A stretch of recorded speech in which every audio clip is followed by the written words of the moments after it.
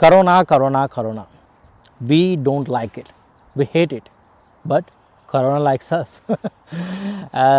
సరదాగా అంటున్నానండి. అంటే ఏం లేదు, ఈ మధ్య మళ్ళీ కరోనా వచ్చేసింది, ఇంకా ఇండియాలో కేసులు వచ్చేసాయి అది అని చెప్పేసి వీడియోలు వచ్చాయి. కొంతమంది నాకు మెసేజ్లు కూడా పెట్టారు.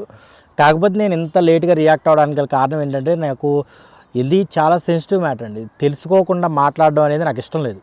సో నేను అసలు ఇది ఏంటి కారణం ఏంటి, ఇలా అవ్వడానికి గల కారణం ఏంటో తెలుసుకుందాం అని చెప్పేసి ఇలా అది మొత్తం అంతా రీసెర్చ్ చేసి మీకు ఈ వీడియో పెడుతున్నాను. వాళ్ళు చెప్పారు కానీ ఇప్పుడు ఏంటి కొత్త వేరియంట్ JN.1 అని చెప్పేసి ఇండియాలో చాలా కేసులు వచ్చేసినాయి. ఏదో కర్ణాటకలో, కేరళలో అక్కడ పడితే అక్కడ కేసులు వచ్చేసి అది అని చెప్పేసి చెప్తున్నారు. ఇది ఎంతవరకు నిజం? ఇది మళ్ళీ చైనా నుంచి వచ్చేసిందా లేదా ఏంటి? ఈ వీడియోలో మొత్తం తెలుసుకుందాం. ఫస్ట్ ఆఫ్ ఆల్ అండి, ఇండియాలో కేసులు JN.1 అనే ఈ వేరియంట్కి సంబంధించిన కేసులు ఏమీ ఇండియాలో ఇప్పుడు దాకా నమోదు కాలేదండి.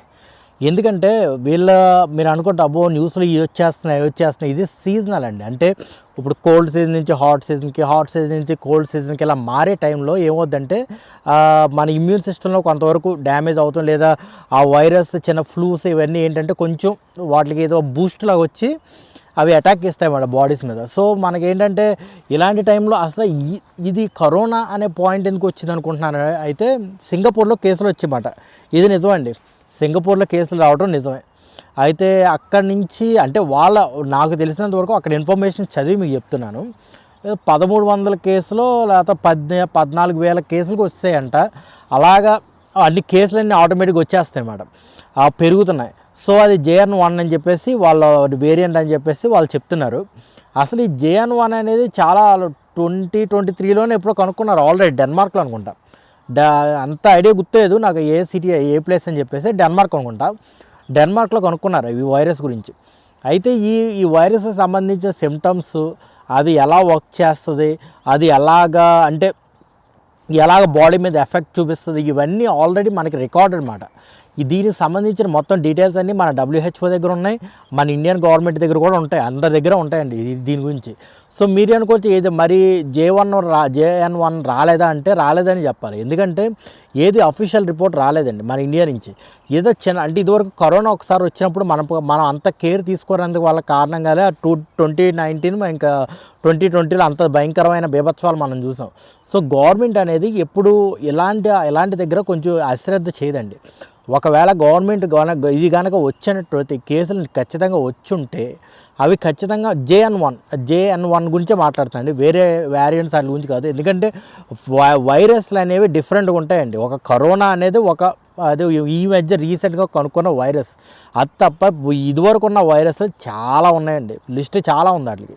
కాకపోతే ఏంటంటే దానికి అంత ప్రభావం ఉండకపోవచ్చు, వైరల్ ఫీవర్ ఉండవచ్చు.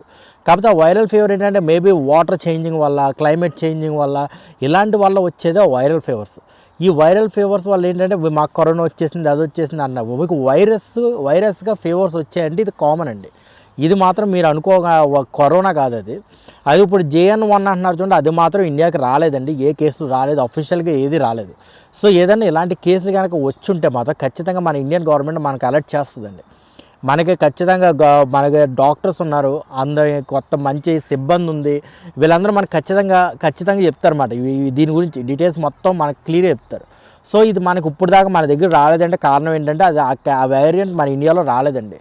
కాకపోతే కొన్ని ఇవి వచ్చాయి ఏంటి వైరల్ ఫీవర్స్, అవి కామనే అండి. అంటే ప్రతిసారి వైరల్ ఫీవర్ రావడం అనేది కామనే. కాకపోతే ఏంటంటే ఇప్పుడు ఈ కరోనా వచ్చిన కాడి నుంచి జనాల్లో భయం అనేది గట్టిగా పట్టేసుకుంది. ఏదొచ్చినా కరోనా వచ్చేసిందేమో ఇదే మాట. ఏదో జులై మూవీలో ఉంటుంది కదండి, అదే వాడికి ధైర్యం ఉన్నవాడికి క్యాన్సర్ ఉన్నా బతుకుతాడు, అదే ఇది ధైర్యం కాదు భయం ఉన్నవాడికి జలుబు వచ్చినా చచ్చిపోతాడని చెప్పేసి అలాగే ఉంటుంది అన్నమాట.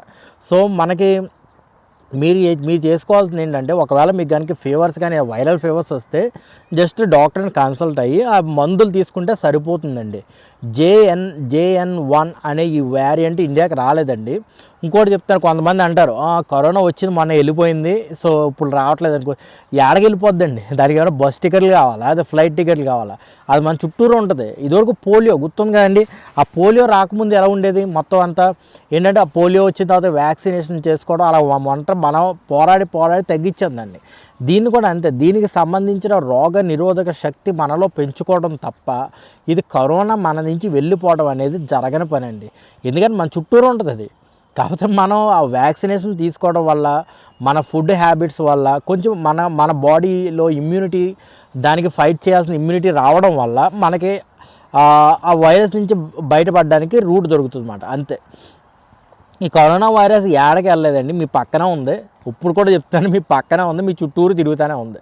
అంతేగాని ఏదో నా మనశ్శాంతి నా చుట్టూరు తిరుగుతూ ఉంటుందని అలాగమాట. సో ఎలాగ చుట్టూరు తిరుగుతూనే ఉంటుంది. కాకపోతే మనకున్న ఇవి వ్యాక్సినేషన్ కానీ, యాంటీబాడీస్ కానీ, బాడీ మన ఫుడ్ తీసుకునే హ్యాబిట్స్ కానీ వీటి వల్ల కొంచెం తగ్గుతుంది.